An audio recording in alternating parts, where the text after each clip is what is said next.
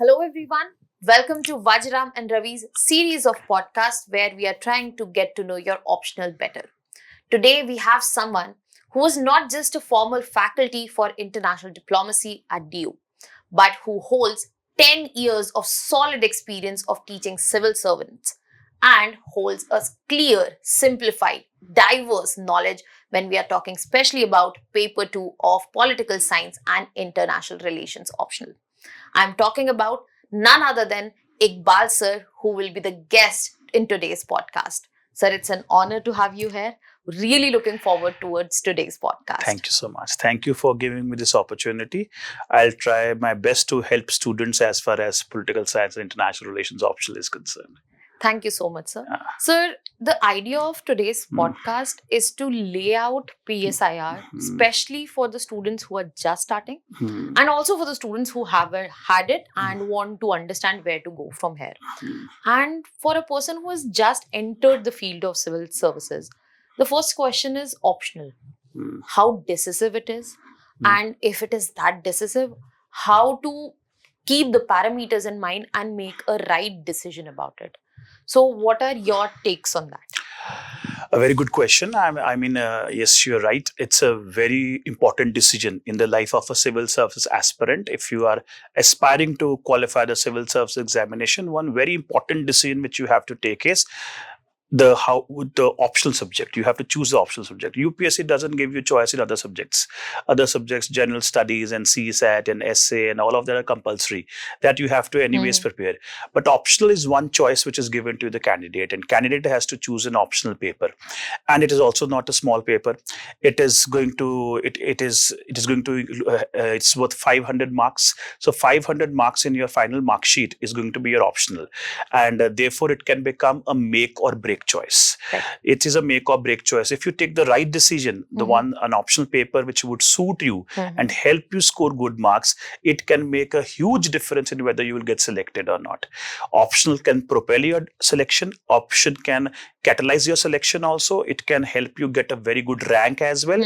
And at the same time, because for optional paper, if you're not able to score good marks, all the entire effort, the effort which you have put in other papers also, that may also go for waste and you may not be able to succeed. So it's a very crucial choice. It's a very important decision. And when students, they take this decision, they should make a reasoned choice.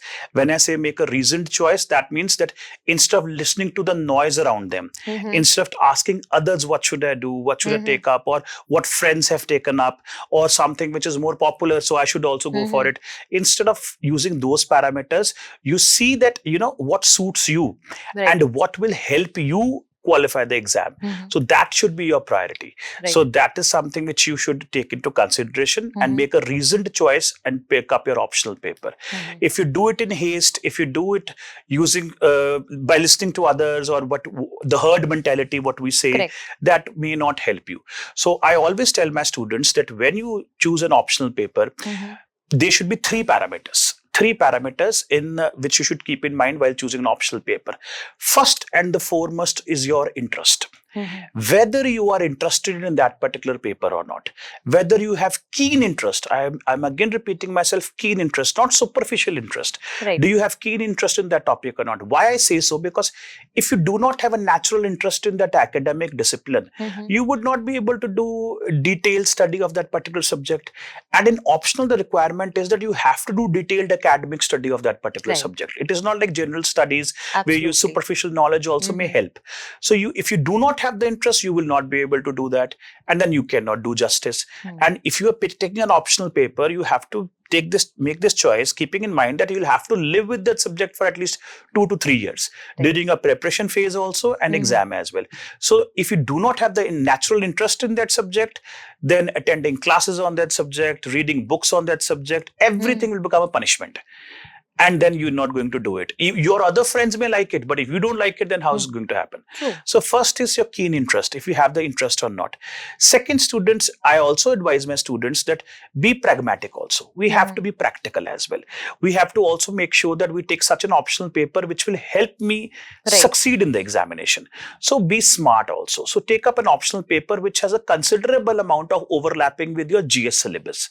So that when you prepare for that optional paper, your GS topics are also getting prepared. So you get an additional advantage as compared to your competitors because it's a competitive exam. Absolutely. So that should also be one of your criterias. Right. And the third is then the possibility of or the probability of success. There are many optional papers, but as we know, there are certain optional papers which have been very popular because maximum number of students have been selected from those optional papers. That also you should take into consideration, that which are those optional papers who are doing very well, where the probability is high. So that also should not be discounted. But yes, that is a third parameter. Right. The least amount of importance you should give to this parameter. The first two parameters are more important. So these three parameters you keep in mind and then make a reasoned choice, and don't go for the herd mentality. What suits you, what is your interest, they're overlapping with your GS, your essay, your ethics, and then also the popularity, that which optional paper is more popular these days, where UPSC probably has also been generously marking the students and giving good scores. Right. So that also should be taken into consideration. So these three parameters should be there, and you make a reasoned choice, and you will not regret. Understood. Yeah. So when we are looking at choosing options, the Yes. first stage is that. And let's just say a student is keeping PSIR in their list and is leaning a little bit towards that. So how would you explain like political science and international relation to somebody who is coming towards it? Because as a subject as a whole, political science maybe, but IR, given the curriculum, especially till 12th, is not addressed. So that is fairly newer part. Yeah. And also what makes it unique? Okay, so good question. So as far as for a beginner, for somebody who's a newbie who wants to know that what is this political science and international relations, so in short, if I have to summarize, it's study of politics. Okay. Political science and IR optional paper is deep, detailed, academic, intellectual pursuit to have better understanding of politics. So if you have a natural interest for politics, it may be domestic politics, it may be international politics. You will enjoy reading this subject. You will fall in love with PSIR. If you have a natural interest for politics, then you should go for it. Right. Then it will excite you. It will compel you to read more on it. Now, when I say politics, now that's what you pointed out, and very rightly pointed out, that students also need to understand that politics has two branches. One is something called domestic politics, and one is something called international politics. Now, domestic politics is the politics which happens inside a particular country. So inside a particular country, the politics takes place, that is domestic politics of India. For example, in India, you have political parties competing with each other for power, because that's what politics is. What is politics? Somebody may say, what is politics? Politics is struggle for power. So there are political parties in India competing for power, BJP versus Congress, Samajwadi Party versus BSP, DMK versus AIA-DMK. Then there is caste politics in India, role of language in Indian politics, role of caste, role of religion. These are all examples of domestic politics of India. Okay. That's the politics happening inside the Indian state. Right. Similarly, in America, you would see there is a two-party system. Right. In America, there are only two political parties competing for power. One is Democrats and Republicans. Right now, you have a Republican president, Mr. Donald Trump. And a couple of years ago, you had a President Joe Biden who was a Democrat. Yes. So then America also has its own politics, that how these two political parties operate, what are the different ideologies, and how do they compete for power. And in India, you have a multi-party system, multiple political parties competing for power. So politics happening inside America or inside India, that is domestic politics of these countries, which students do study in their school also. In your school, I remember I used to be in school, there used to be a subject called civics and social sciences. I hope it is there right now also. And students are taught, that's where you study domestic politics. You study India's constitution, what politics is happening inside India. GS students also study domestic politics. They call them polity lectures. Polity lectures are basic study of India's domestic politics. So political science and international relations has two papers. Paper 1 and paper 2. Paper 1, political science paper, is more or less study of domestic politics. Then there's a second branch in politics that's called international politics. Now, international politics is that multiple states of the world, sovereign states, countries of the world, they are also competing with each other for power. Because all states are basically power hungry. Because in this world of anarchy, the most important priority of a state is to ensure its national security. And the best way to ensure your national security, Rashtra Suraksha, is by becoming more and more powerful. And all the power resources in the world are limited. And therefore, sovereign states have been competing for power with each other. Right. So that is why in international politics, we see politics happening between states also, between nations and countries also. India engaging with China, India engaging with Russia, India engaging with America, or India-Pakistan rivalry, or a border dispute between India and China. So India's relationship with other countries of the world, relationship between sovereign states, between countries, between nations, that is described as international politics. We also call it IR, international relations. So your entire PSIR paper 2 is about international politics. So if you want to opt for PSIR, you will have to do a detailed study of both domestic politics and also international politics. And if you are willing to do that, then probably this is the right choice for you.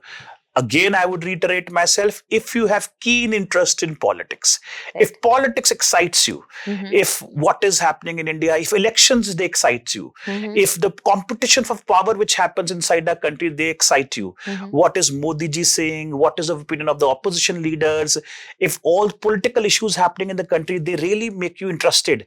And also, what is Trump doing and why is Trump having a war in Iran and why is it troubling the entire world, why this oil crisis has happened, what is India's stand on that, if these international developments also excite you, why Israelis are killing people in Gaza, 70,000 people have been butchered, human rights violations recently happened, why is all this happening, if these international issues, they also excite you, then you will enjoy PSIR.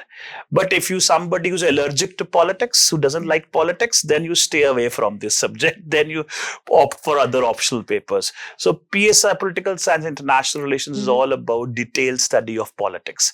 So that's how I can briefly put it. Very well put, sir. And also a very clear disclaimer. I had this question also, who should not take it?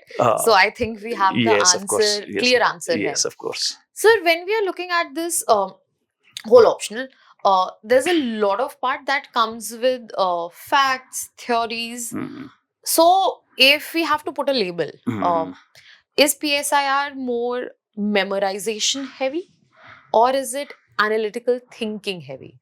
Because this is also a huge factor. When aspirants are just starting to pick out optional, they're like, there's a lot to memorize and keep. And I feel that is not the entirety of picture, but we would want more clarification from you on this. In fact, I would say that all optional papers, you cannot eliminate the memorizing part. Whichever optional paper you may take up or a GS paper, you have to memorize a lot of things. So in PSIR also, I won't say there is nothing to memorize. You have to memorize. There is a vast syllabus. There are so many concepts. There are so many theories, so many philosophers we have to study, thinkers we have to study. So you'll have to memorize also. You'll have to read and revise all the notes which are provided and then memorize details as well. But yes, just on the basis of rote learning of the syllabus and just on the basis of memorizing of the facts of the syllabus, you cannot score good marks. If you want to score good marks in this particular paper, then you will also have to use your analytical mind. Once you are able to memorize all theories and concepts, then also you should have the analytical mind to implement all of that and connect all of that with the current developments. What is happening in the country or in the world, that applied part is very important. A thinking analytical mind is required, which can make it interesting and challenging both. And that is the expectation of UPSC. If that is not there, then just on the basis of rote learning and memorizing, you won't be able to do it. The pattern of the exam is such that UPSC have been asking such questions in the PSIR paper, where they want students to, display their analytical mind as well. That how, for example, if there's a question on Gandhi, that is, what is Gandhi's philosophy? That is part of PSIR syllabus, that what is the philosophy of Gandhi? What were his most important views and ideas? And you do a detailed study of that and you memorize also everything. Gandhi's model of satyagraha, his theory of non-violence and everything, structural violence, you do that. But in the exam, those students would get good marks who, while writing about Gandhi, write everything, all the obvious things, but would also try and highlight the contemporary relevance of the philosophy of Gandhi and views of Gandhi in today's society. How Gandhi's values, how Gandhi's, our father of our nation, his philosophy and his ideas, his values, Gandhian values, how can that make a difference in life of the today's Gen Z? How can today's Gen Z learn from that? How can they make their life better on the basis of Gandhian values? How can the Gandhian values can guide our country today in 21st century and best protect the interests of our country? So you need to highlight contemporary relevance also. Absolutely. A student who can do that would surely score better marks as compared to competitors. So that is what that applied part, analytical part is very important. Right. Yeah. Understood, sir. Sir, when we are talking about selection of optional, because we are going to wrap this section now. Yes, yes. Another thing that is labeled with PSIR is the length of the syllabus completion. Yes, yes. That does scare off many aspirants, and that is something that they are worried about.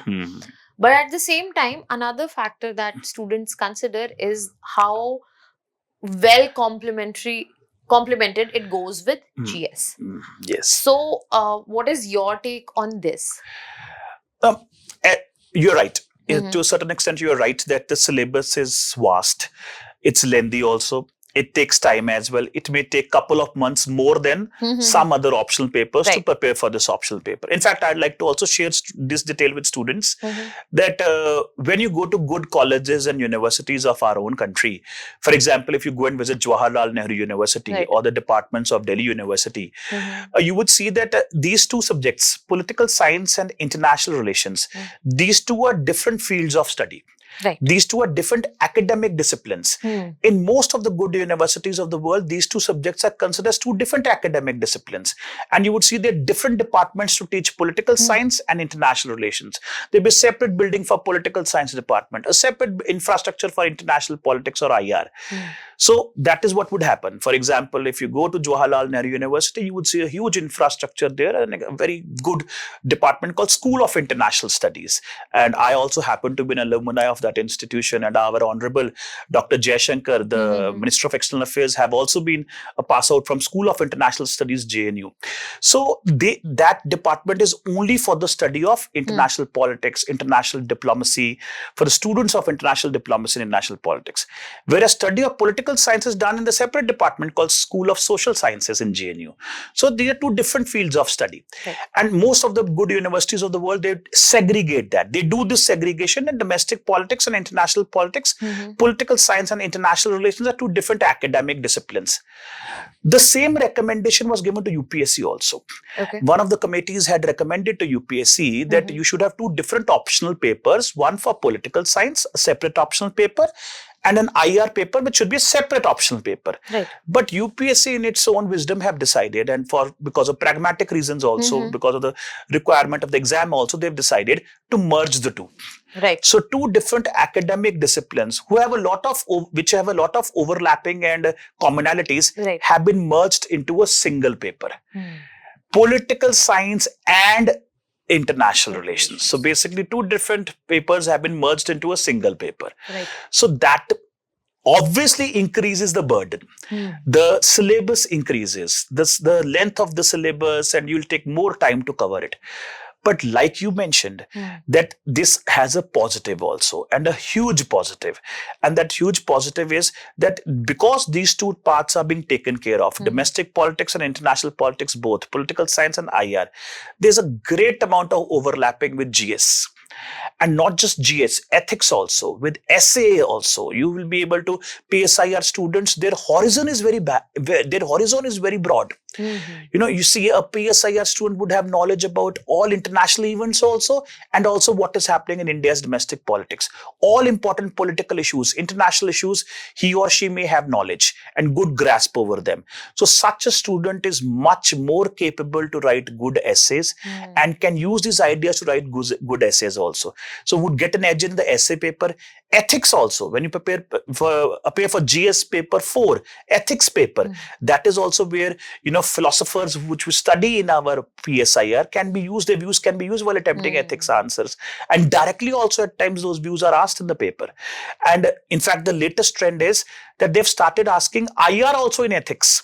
That they've been asked, UPSC have started asking that what is the role of ethics and morality in international politics also. So there were also PSIR students would get an edge. And then the GS papers. Of course, the GS paper 2 entirely overlaps with the PSIR syllabus. My PSIR students, they always get excellent marks in GS paper 2 with minimum effort. They don't do any extra preparation for GS paper 2. Just on the basis of the PSIR preparation, they're able to ace the GS paper 2 also in the mains examination. Right. So that additional advantage which you get over your competitors, that just by preparing for PSIR, you're also preparing a big chunk of your GS syllabus, which will give you an advantage in other papers also. That is the reason for the success of this particular optional paper. That is the reason why PSIR students, they do very good. Because they do not score good marks only in optional, but also in your GS, in your essay, and in your ethics as well. So that overall advantage which they enjoy over their competitors, that is the reason why most of the selected candidates have been from PSIR. Right. So that should also be kept in mind. So the extra effort is paid off with the extra advantage. Absolutely. All the extra effort you put in, it is going to pay off. Right. You'll have a great result because of that. So it payoffs, and that payoff does overlap to and extend to other papers of your mains exam. So it really helps. Nah. Yes. Nice. So by now we have established that optional is absolutely academic in nature, and more so talking about PSIR, it has a factor of analytical thinking, factual information, theories, everything involved. So in this context, a lot of students believe that they need to have background in PSIR. For example, graduation or most likely post-graduation. That's only when they can go for PSIR optional. Otherwise, it might not be best fitting. Another concern is that engineering students should stay wary of. So what is the pick that should be made there? This is a very common query students have, and they have been interacting with me on this, that whether I do not have a humanities background, I do not have a political science background, I'm from a sciences background, should I opt for PSIR? Should I take up this challenge? So I would like to clarify this for all students, that as far as optional preparation is concerned, your academic background is not going to make a difference. All you need is a good mentor, a good coach, a good teacher who can guide you with the optional and help you understand the optional and provide good study material to you, and also help you develop your answer writing abilities. Right. If you have such a mentor, such a teacher to help you and supervise your preparation, then you need not worry, because the data itself does suggest that so many engineering students, so many students from sciences background, they do very well in the PSIR optional paper, because it is over the years, political science and international relations over the years as an academic discipline have also become very scientific. Scientific methods are being used to evaluate, understand, and examine politics also. Right. So once you start doing that, you also, if you have a sciences background, with that analytical mind, you also, a logical mind, you also develop interest in it. So, and if there's a good teacher, the good teacher would help you understand everything. So I haven't seen any serious candidate who was not able to do good in PSIR only because he doesn't have or she didn't have a humanities background. If you're a good candidate, a serious aspirant, you have the passion, you will have no problem. You will do good in the PSIR paper, irrespective of whatever your background is. And generally, we have seen students that the common trend has been that most of the selected candidates, they have been opting for those optional papers which are humanities papers. Right. It may be political science, or it may be sociology, or it may be anthropology, or geography, or history. So they have been always very popular optional papers. Why? Because because this overlaps with your GS topics, Yes. and therefore your overall preparation, it would get necessary help. So therefore, it doesn't make a difference. All you require is, like I told you, a good mentor, a good teacher, and who can guide you, who can help you with the necessary study material, provide good notes, also help you develop answer writing abilities, and help you understand the requirement of the exam, and help you understand all the important theories and concepts.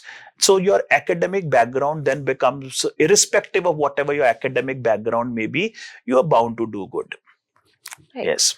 Sir, another thing that I picked up from you just answering, that PSIR is popular with amongst other, Yes. and it is also labeled as trendy, like trending, because do you think that hinders the scoring potential also sometimes? Because it is picked in the name of that, or any other factors which hinder the scoring potential? It does. You are right. Because a lot of students, they take up the PSIR optional paper. So a major chunk of the students who are writing the mains examination, they are PSIR students.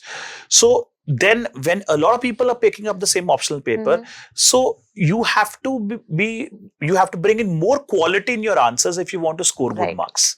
So qualitatively rich and academically rich answers are required to score good marks and stand out from your competitors. Because in PSIR there will be so many copies which UPSC is going to evaluate, and of course they would only reward those candidates who have done the best possible preparation and have attempted questions in the best possible manner. So you have to write quality answers. And if you want to score good marks, if you write generic answers, which other PSI students may also write, then evaluation is always comparative. If you put yourself into the shoes of an examiner and shoes of an evaluator, evaluation is always comparative. So that means the relativism plays a very important role. When I have 10 copies in front of me, I evaluate all the 10 copies. I will compare what different students have written. And the best, I would surely reward that candidate who have written points or have done such analysis which the other candidates have not been able to do. So you have to stand out in this herd. You have to stand out, and your quality matters a lot. That's where we come in, and we help students to develop that. If you have that quality, that academic depth of your answers is there, then only you get good marks. Otherwise, if you write generic things, then you don't score good marks. So that's it. Sir, we have talked a lot about how to pick the optional, PSIR, and everything around it. Now I want to move towards, let's just say a student has PSIR optional. So 2 roadmaps I want from you, 2 blueprints I want from you. First, a newcomer who has today decided PSIR, this is it. What should his road be like, especially for 2027? Okay. And because prelims is done, second roadmap, prelims is done, mains is right here. Students would want a roadmap for PSIR optional, how to write it. What is the way to go? Okay. So what should be it? That's too much to evaluate in a brief period of time, but I'll try and do justice with this. So let's go one by one. Let's first start with those students who are aspiring to appear in this exam next year, 2027 prelims they want to appear. And right now they've decided to prepare for this exam. My advice to them is that there's no shortcut to this success in this exam. So new generation, at times they have this impatience also, that give me some capsule, within 6 months I should be ready and ace the examination. That approach doesn't work here. So in this as far as civil services is concerned, you should give enough time to classroom also, going and attending classes and learning things, and also enough time for self-study and self-evaluation. Then only you are exam ready. So my advice to all students who want to appear in 2027 is that finish all your classes by December. By December or January, you should be free from all your classes. If at all you want to attend classroom programs, you're going to go and seek help from your teachers. Finish all your classes by December or January, so that you get good 4 to 5 months to do self-study for prelims and mains also. So then only you would be able to qualify the prelim stage. So this year, as soon as possible, pick up an optional, decide an optional, and start preparing for it. And along with that, start doing your previous year questions of the optional paper. Answer writing should happen this year itself. This year itself, you utilize for answer writing abilities also to improve answer writing abilities. All PYQs, try and attempt, join some test series, get yourself evaluated, improve there. GS also complete along with answer writing practice for mains GS also, and essay as well. And also, along with that, prelims syllabus also, you should simultaneously keep on preparing for that as well. As soon as you enter December, by the end of December, all your mains classes, GS mains classes, your optional classes should be over. That preparation is now done. Now you completely shift to your prelims preparation from January onwards. And for 5-6 months, you should, for 5 months, good 5 months, you should do self-study and ace the prelims examination, because that is also becoming a very difficult stage now. So that is what they should do. If they're doing the classes up till March, April, and then expect to qualify the prelims in May, that's not going to happen. Somebody may do it. There may be some exceptions, miracle stories, but miracle stories should not become we should not generalize. Everybody cannot do a miracle. So some exceptions may be there, but everybody cannot. So that's what they should be doing. Now the second, which is more important, which you've asked, that what roadmap those students should have who are going to write the mains examination this year, PSIR mains examination this year. So first of all, I'd like to strongly recommend to them, stop waiting for the prelims result. Day before yesterday, we had prelims on Sunday. And a lot of students have also not been very happy that this year it was very difficult, it was random, it was abstract. How much would be the cutoff? It would reduce by how many numbers, whether I'll qualify or not qualify. A lot of that anxiety is there. My advice is, stop thinking about it. If you are a serious candidate, stop thinking about it. Within 2 weeks, you will have your prelims result. Within 2 weeks. So postpone all this anxiety and all this discussion for the next 2 weeks. In these 2 weeks, utilize these 2 weeks. If you do not utilize these 2 weeks, then you are already lagging behind in the race. Even if you would qualify the prelims exam with God's grace, still you may not be able to qualify if you waste these 2 weeks. In these 2 weeks, my recommendation to optional students is that in these 2 weeks, revise all your optional notes, so that by the time you get your prelims result, your optional revision is already done. That these 2 weeks, 14 to 15 days, try and cover as much as you can as far as your optional notes is concerned. I'm sure serious candidates must be already having their notes ready. And they must have already done a couple of readings in the previous year, 2025. Now is the time, because for the last 4 or 5 months, these students were busy with prelims preparation. So they are now out of touch with their optional. So now is the time to come back. So these 2 weeks, do revision of all your optional notes. If possible, try and finish revision of optional notes in the next 15-17 days. And by the time prelims result is there, your optional revision one revision has already been done. You will have no burden. With free mind and with a lot of excitement and positive energy, you would then can head towards your mains preparation. So that for the next 2 weeks is very crucial. This is what they should be doing. And once the prelims result is out, then they should also start doing answer writing.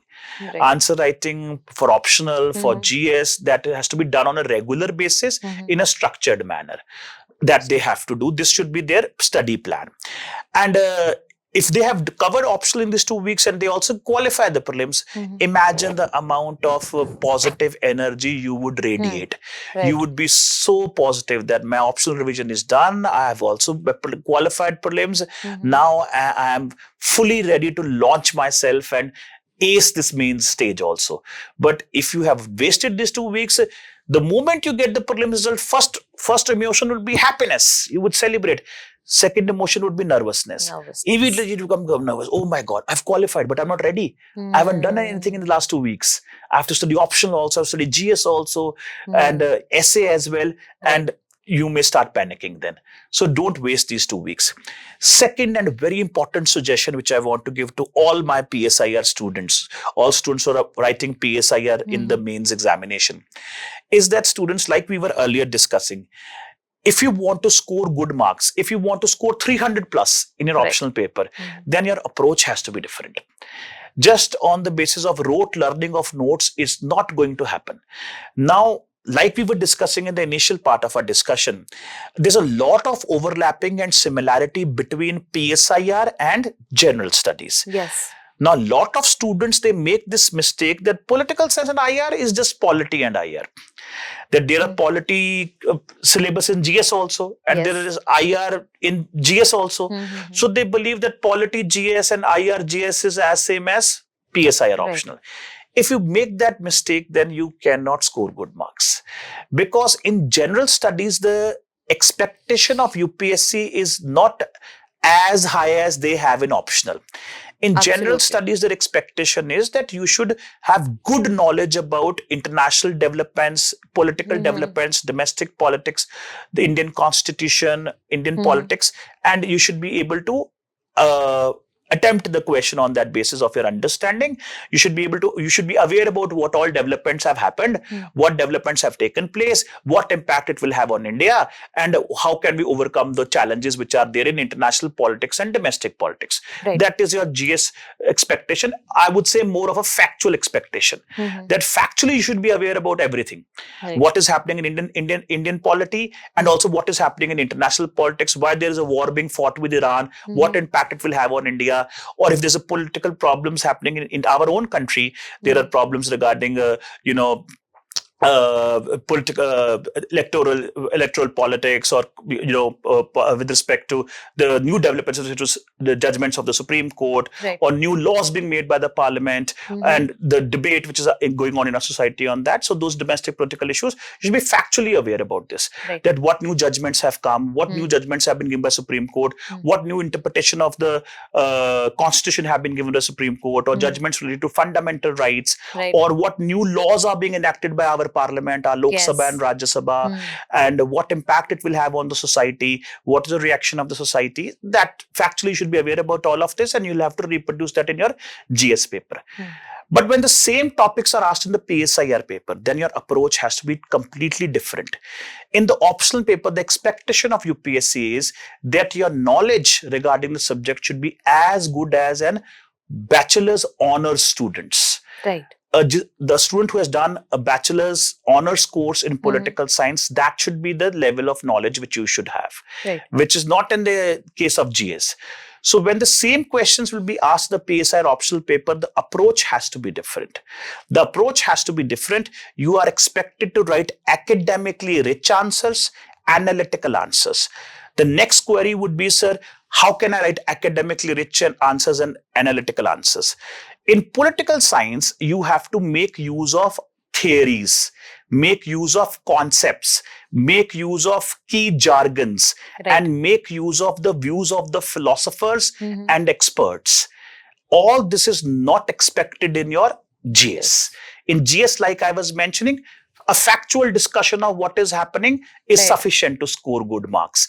But here, expectation is not factual, expectation is analytical. Expectation is academic analysis. Academic analysis you have to do. How can you do academic analysis? By making use of the theories and concepts and views of philosophers, and also you are able to quote experts as well. So I'll give you one example just to give clarity to students. Now, for example, students, if you get a question in the GS paper that what has been the impact of Operation Sindoor on India-Pakistan relationship, or how Operation Sindoor would help India protect its national interest or national security. If such a question does come in the GS paper, then you are supposed to do a factual analysis of Operation Sindoor.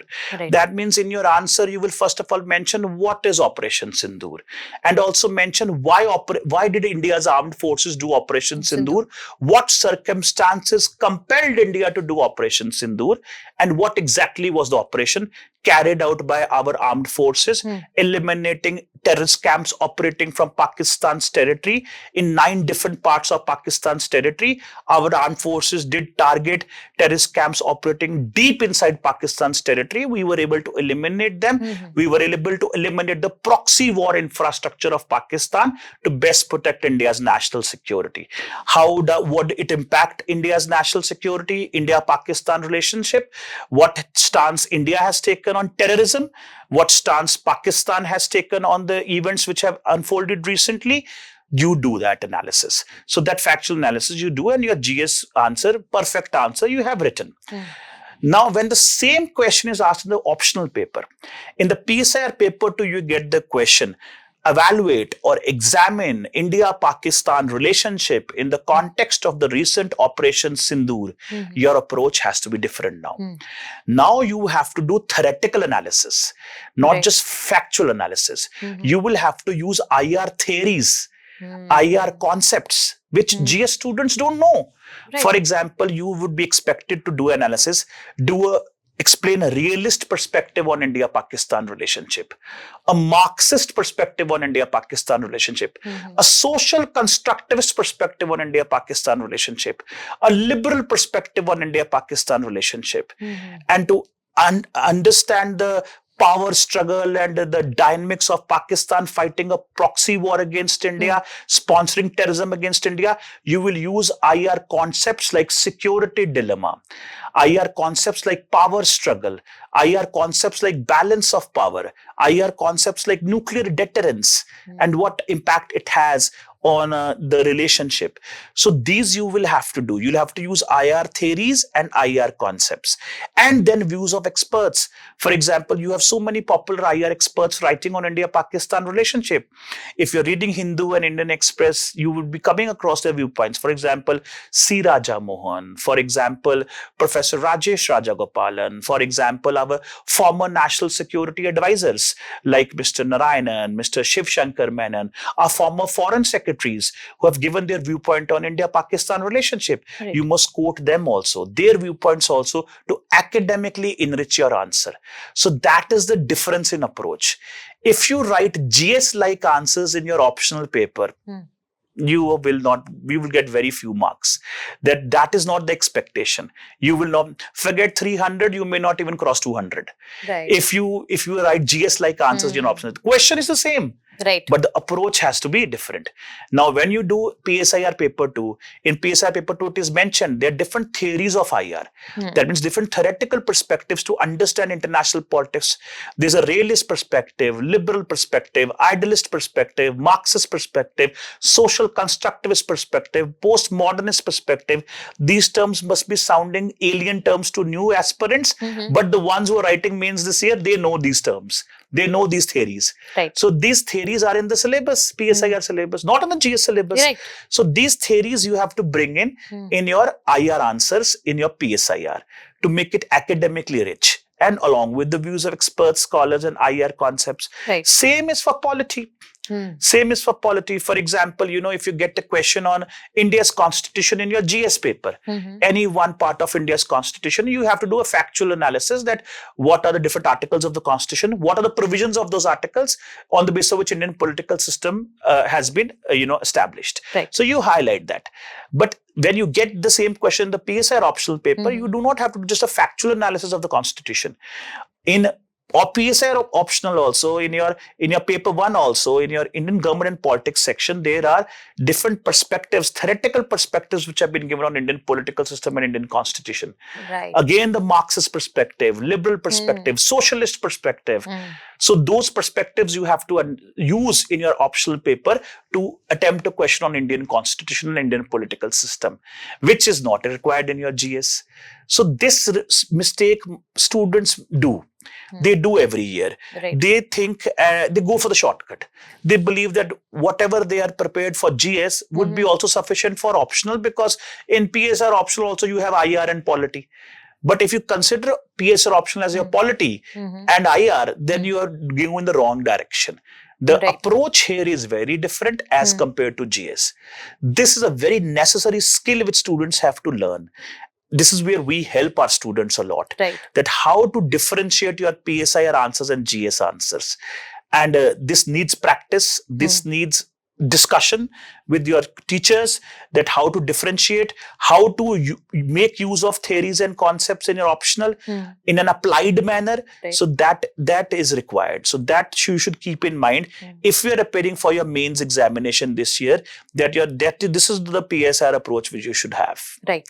That's it. Yeah. So a lot of things have been highlighted here. So a few of other questions which I was about to ask, they also have been answered. Yes. But one thing I prominently picked up in both of the blueprints that you mentioned was answer writing. And we have talked a lot about that as well. But when we are looking at answer writing as an exercise, there is a fair misconception, be it for GS, be it for optional, that we will start once the content is done, apparently. Once we are done with the syllabus, we'll move towards that.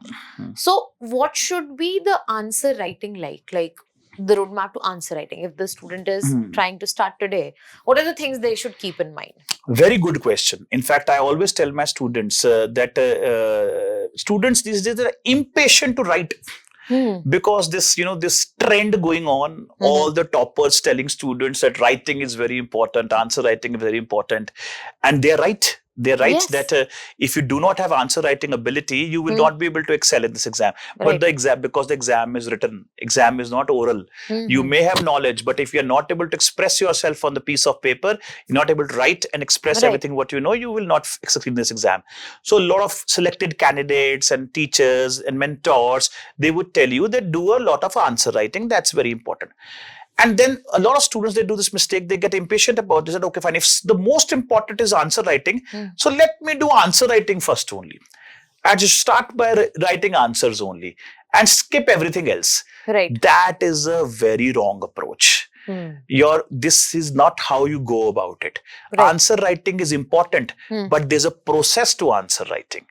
That process you have to follow. There are multiple stages which you have to follow, and you cannot afford to miss any stage. Now, I'll tell you what are those stages. First stage is revision. Reading of your notes. Okay, you attend a lecture, a teacher has taught you a particular subject. Now you go back home and you read the notes which have been provided to you.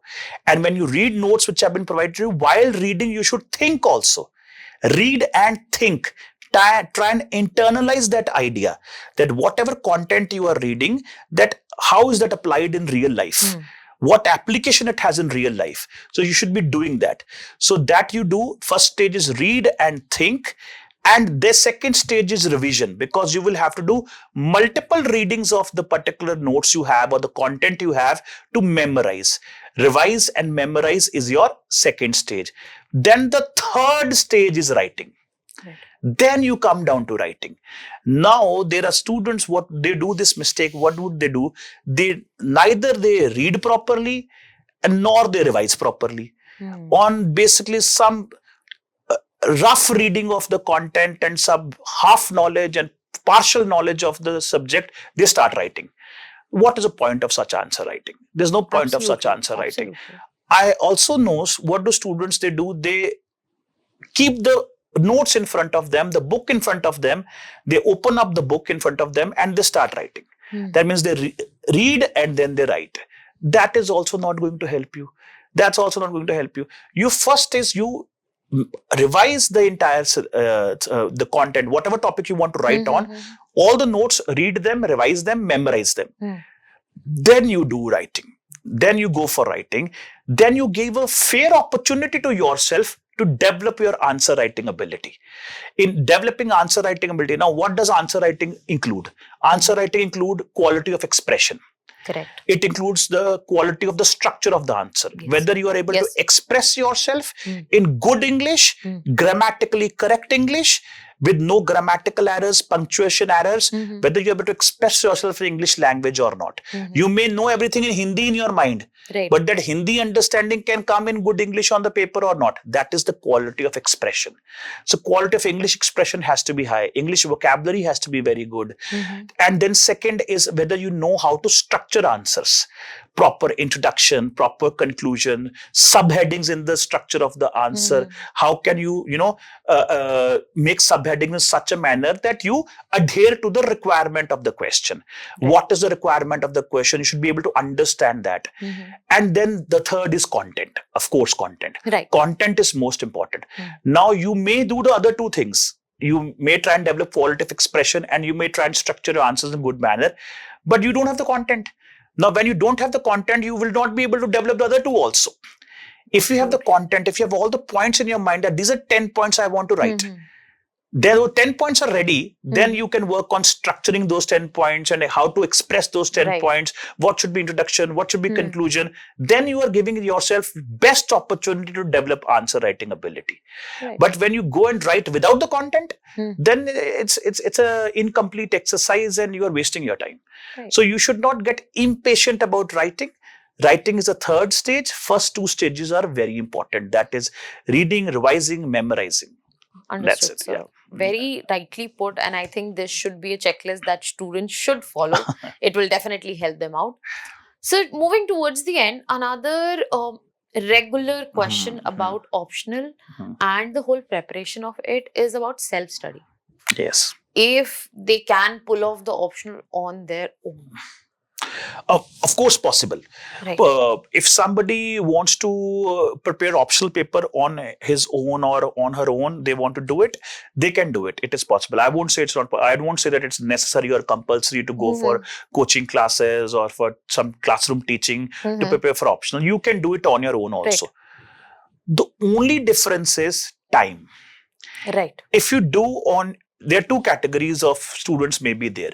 There may be a student who needs help, who is not able to do on his own or is not able to understand the topics or the syllabus on his own. So would need some teacher, some mentor to explain the topic, to explain the concept. So that is one category of, you may fall in that category or not.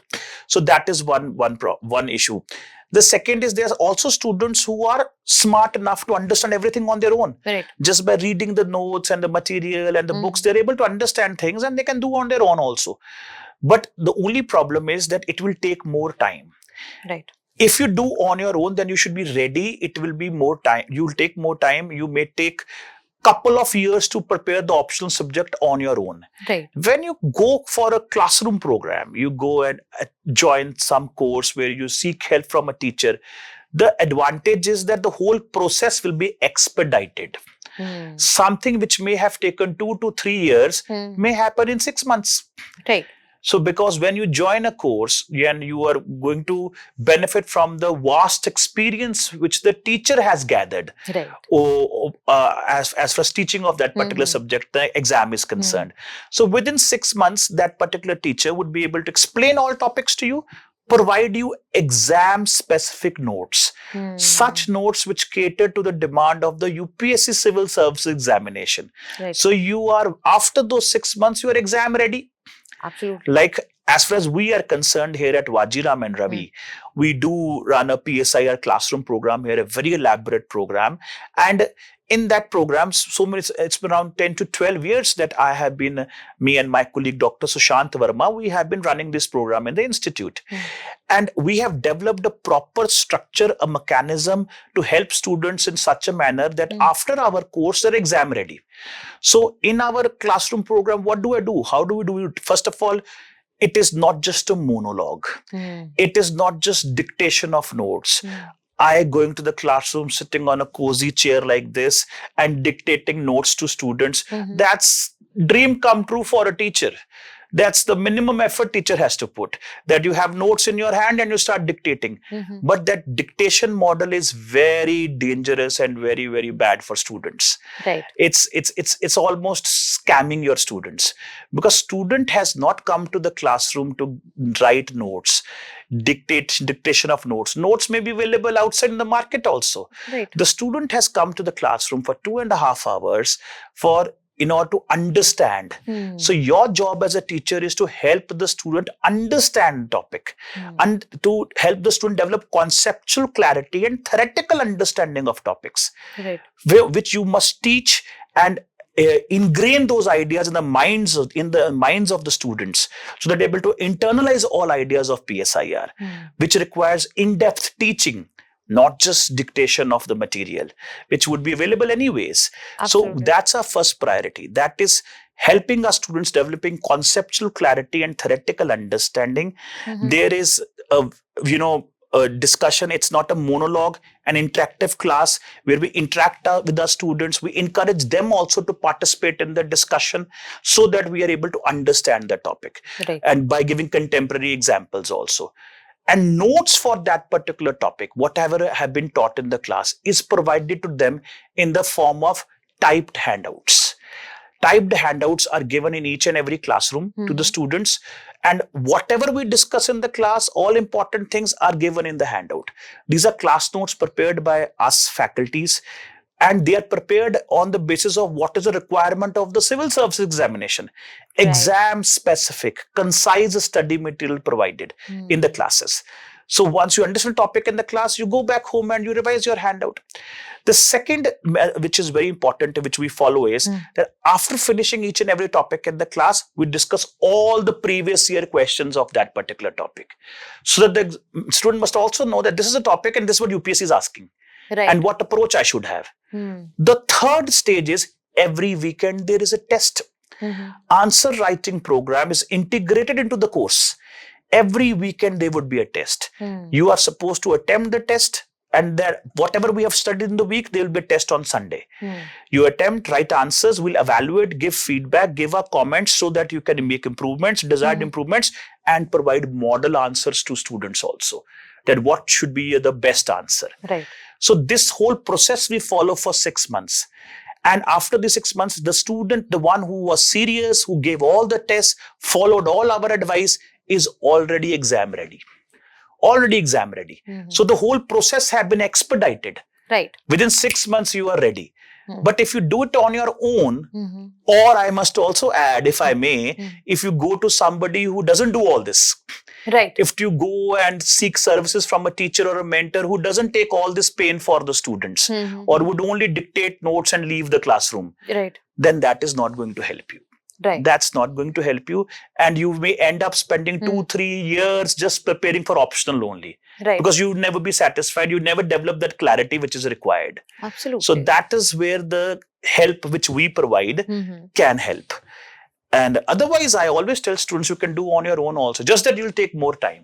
You'll have to make all your notes. You'll have to read all books on your own, everything. Whereas when we come in, we expedite the whole process. Right. A very honest advice, I feel. That is something.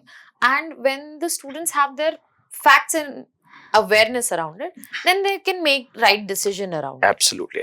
Sir, it was a very nice conversation, a well-rounded one. We have covered all the aspects, I feel, for a student.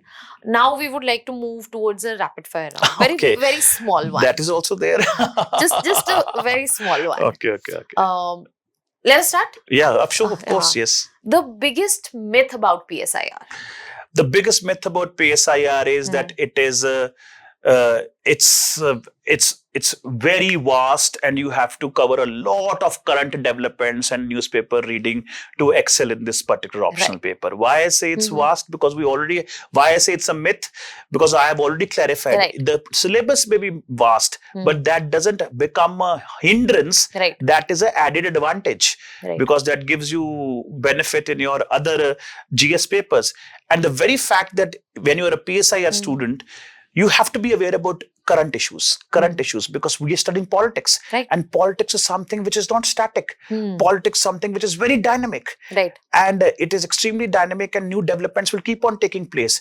So you have to be aware. You have to be aware what is Donald Trump doing or what elections are happening in India, what new laws are being made in India, what are new Supreme Court judgments in India. So you have to be aware about the recent developments. But that is something which is also a requirement of your GS. Absolutely. Even if you do not have PSIR optional, anyways you should be aware about all the current developments. Look at the prelims paper which have been asked on Sunday. So many questions were from IR developments. Strait of Hormuz was asked. Then they asked about the radar technology. They did. And why that question was there? Because of F-35 fighter jet, which was shot down by the Iranians. Yes. And that was the newspapers. It was. Throughout the last 2 years, we've been reading about critical minerals, packed silica, Yes. how America is trying to counter China's dominance in critical minerals. That was Absolutely. there. So, and there's so many questions about BIMSTEC, about India Yes. developing hydroelectric power projects in Bhutan. These are all recent developments. So Absolutely. PSIR students had an added advantage on Sunday also.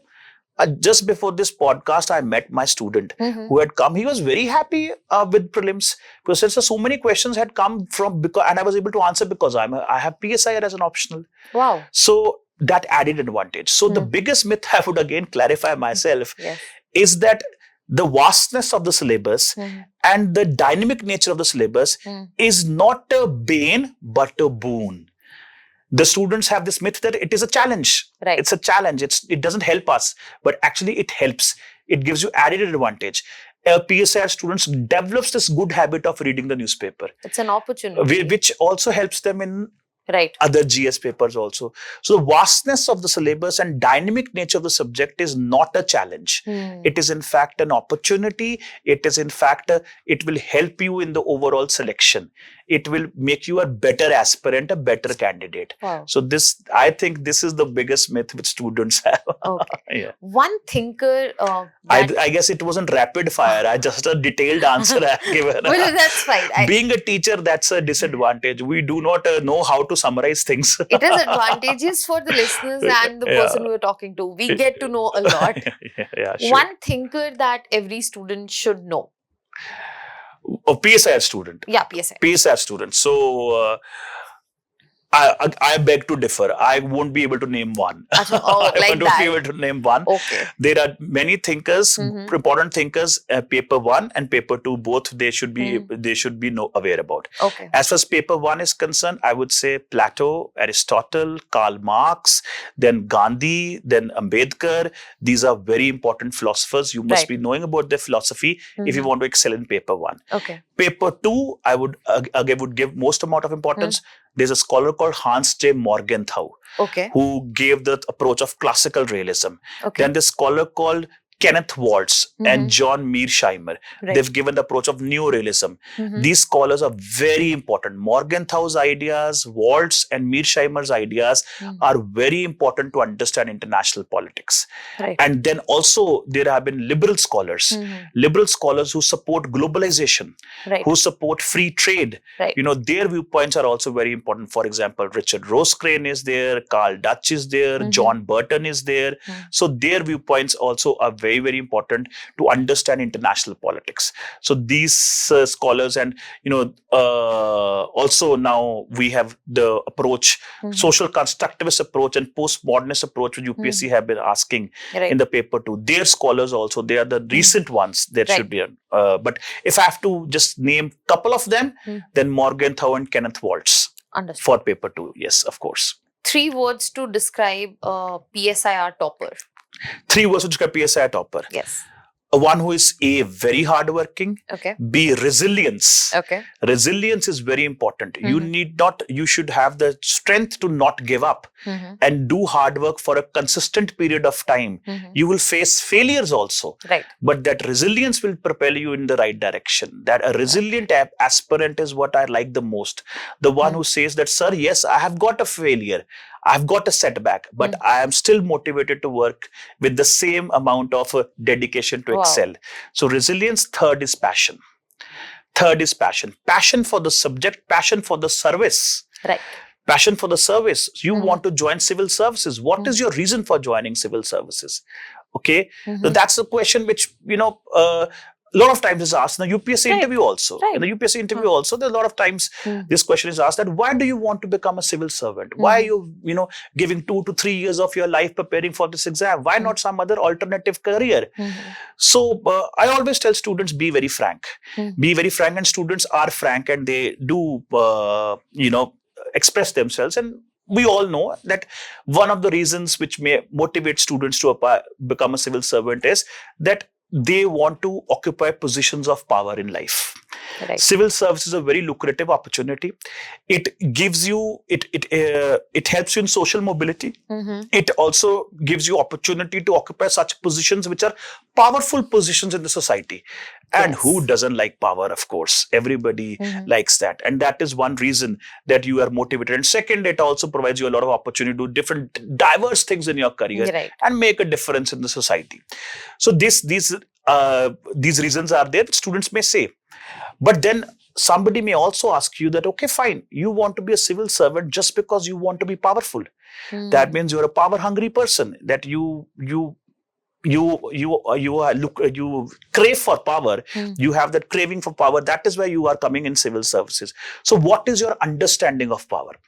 How do you understand power? What do you mean power? What do you mean by this, that I want to be powerful? That is where again PSIR will help. PSIR will help, because these concepts, power, everything we study in political science. So I always tell my students that you should have this passion and this zeal, that what is your understanding of power? You want to be powerful. Everybody wants to be powerful in life. But how do you view power? How do you interpret power? What is your perspective on power? So one perspective can be that I want to be powerful so that I can boss around others, so that I can dominate people around me and do whatever I do want to do in life without anybody stopping me, or I'll get my way everywhere, wherever I go. Whatever, all my desires will be fulfilled. That is one meaning of power. The second meaning of power, and this one is negative, there is a positive perspective on power also. Positive perspective on power is that if I become powerful, I will use power to empower others. That is a positive perspective on power. That is, if we are sitting on that powerful chair, if we have occupied a position of power, you should use power to empower the powerless, the one who do not have power, the subaltern sections of the society, the underprivileged sections of society. And you have power, now empower the powerless. That is also meaning of power. It is. That's a positive perspective on power. It is. So I've always seen the ones who have this positive perspective on power, they are the ones who are most passionate.